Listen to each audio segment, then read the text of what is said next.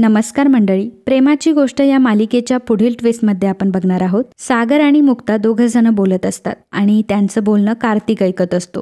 सईच्या हट्टामुळे सागरने मुक्तासाठी एक modern dress आणलेला असतो आणि मुक्ता सागरला म्हणत असते की सागर, तुम्ही असं का करताय? तुम्ही हा ड्रेस कशाला आणला? तुम्हाला माहिती आहे ना की आपल्यामध्ये नवरा बायकोचं कुठलंही नातं नाहीये. आपण फक्त आणि फक्त सईसाठी एकत्र आलोय. मग तुम्हाला हे सर्व माझ्यासाठी करण्याची काय गरज आहे? तेव्हा सागर तिला म्हणत असतो की तुम्हाला काय वाटलं, मला काय खूप इंटरेस्ट आहे का तुमच्यामध्ये किंवा तुमच्यासाठी ह्या सगळ्या गोष्टी करण्यामध्ये? मला सईने हट्ट केला माझ्याकडे म्हणून मी तुमच्यासाठी हे घेऊन आलोय. मग मुक्ताला समजतं की हे सागरने नाही तर सईने हट्ट केल्यामुळे आणलंय. त्यामुळे मुक्ता आता तो ड्रेस घालण्यासाठी तर तयार होते, परंतु ही सर्व गोष्ट कार्तिकने ऐकलेली असते आणि कार्तिकला समजतं की सागर आणि मुक्ताचे संबंध काही चांगले नाहीयेत. सागर आणि मुक्तामध्ये काय भांडणं होत आहे आणि हे दोघं फक्त नावाला नवरा बायको, परंतु नवरा बायकोचे कुठलेही संबंध यांच्यामध्ये नाहीयेत. तर या गोष्टीमुळे कार्तिक मात्र खूप खुश झालेला असतो आणि त्याला आता त्याचा डाव साधायचा असतो आणि या गोष्टीचा तो चान्सच शोधत असतो. आता दुसऱ्या दिवशी सागरला एक बिझनेस मीटिंग असते आणि त्या बिझनेस मीटिंगसाठी त्याला 2 दिवस बाहेर गावी जावं लागणार असतं.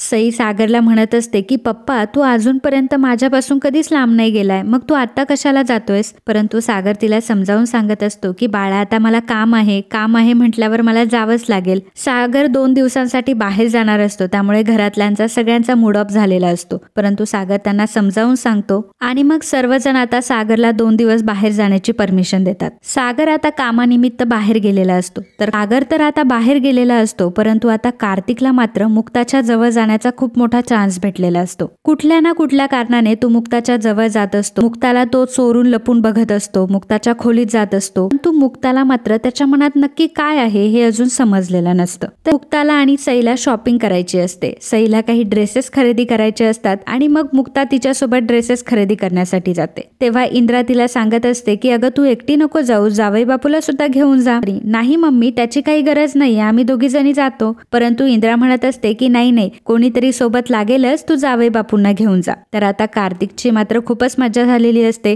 तर स्वाती म्हणत असते की मग कार्तिक येत आहे तर मी सुद्धा येते. कार्तिक म्हणतो की नाही, तू कशाला येतेस, तू इथेच थांब आपल्या बाळाकडे लक्ष द्यायला, मी जातो ह्या दोघींसोबत. तर आता कार्तिक मुक्ता आणि सई सोबत शॉपिंग करायला आलेला असतो. त्याला हात लावण्याचा आणि मुक्ताच्या जवळ जाण्याचा एकही चान्स कार्तिक वाया घालवत नसतो. तर मुक्ता सईसाठी ड्रेसेस घेत असते, परंतु कार्तिक एक ड्रेस घेऊन येतो आणि तो डायरेक्टली मुक्ताच्या अंगाला तो ड्रेस लावतो आणि म्हणतो की हा ड्रेस तुम्हाला छान दिसेल, म्हणजे तुम्ही या ड्रेसमध्ये छान दिसाल. मुक्ताला मात्र आता प्रचंड राग येतो, कारण त्याने ज्या इंटेन्शनने तिला हात लावलेला असतो आता तो टच मुक्ताला समजलेला असतो. मुक्ता आता त्याला जोराचं बाजूला ढकलून देते आणि म्हणते की हाऊ डेअर यू, तुमची हिंमत कशी काय झाली मला असं हात लावायची? कार्तिक तिला म्हणत असतो की अहो, तुम्ही काहीतरी चुकीचा विचार करताय.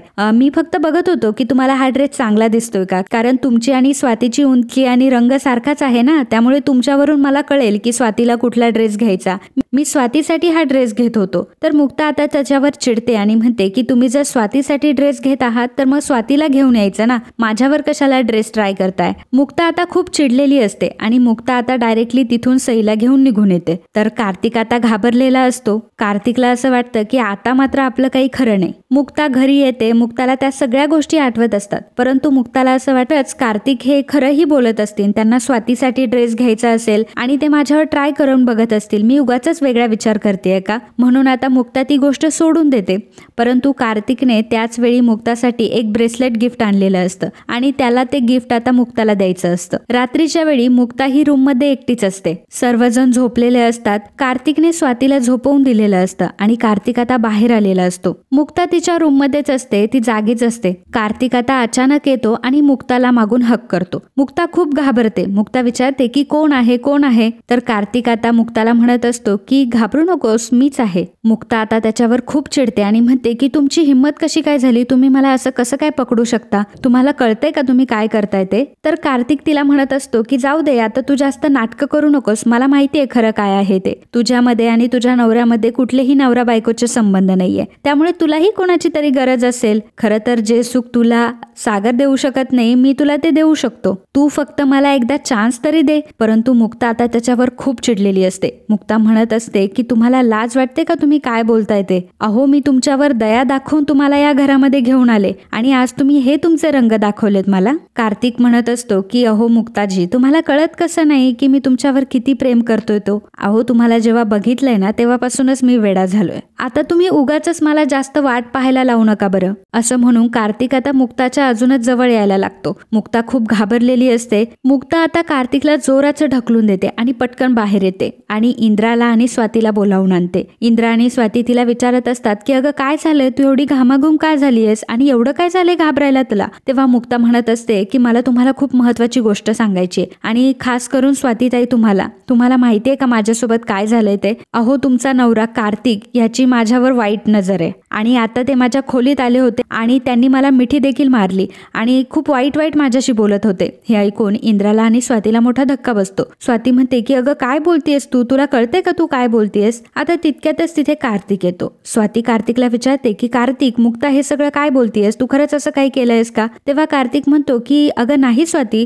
तुला मी तसा वाटतो. अगं मला असं वाटलं होतं की तू आहेस आणि मी तुला समजूनच तिला मिठी मारली. पण मी खरंच सांगतो याच माझं कुठलंही वाईट इंटेन्शन नाहीये. ह्या मुक्ताला खरं तर काही कळतच नाहीये. हिच्याशी मी प्रेमाने वागतोय, प्रेमाने बोलतोय, तर ही मुक्ता मात्र या सगळ्या गोष्टींचा वेगळाच अर्थ काढतीये. मुक्ता म्हणत असते की काय बोलताय तुम्ही हे, तुम्हीच तर आता माझ्या रूम मध्ये आला होता ना आणि तुम्ही मला मिठी देखील मारली होती आणि माझ्याशी काय काय बोलत होता तुम्ही. मुक्ता आता घडलेला प्रकार सांगते. मुक्ता सांगते की जेव्हा आम्ही शॉपिंगला गेलो होतो तेव्हा सुद्धा यांनी माझ्यासोबत मिसबिहेव केलं, परंतु कार्तिक मात्र हे पटवून देत असतो सगळी चूक ही मुक्ताचीच आहे आणि मुक्ता माझ्यावर फक्त आरोप करतीये, तिच्याकडे कुठलाही पुरावा नाहीये. स्वाती तिला विचारते की मुक्ता तुझ्याकडे काय पुरावा आहे, तू कार्तिकवर आरोप कसे काय करते. परंतु आता पुरावा दाखवण्यासाठी तर मुक्ताकडे कुठला पुरावा नसतो, त्यामुळे मुक्ताची आता बाजू कमकुवत पडलेली असते. तर स्वाती आणि इंद्रा मात्र आता मुक्तालाच बोलू लागतात की तू कसा काय असा आरोप केला, जर तुझ्याकडे पुरावे नाहीये तर तू असं कसं काय बोलू शकतेस. आणि स्वाती मुक्ताला म्हणत असते की तुझी हिंमत कशी काय झाली की तू माझ्या नवऱ्याला बदनाम करतेयस का.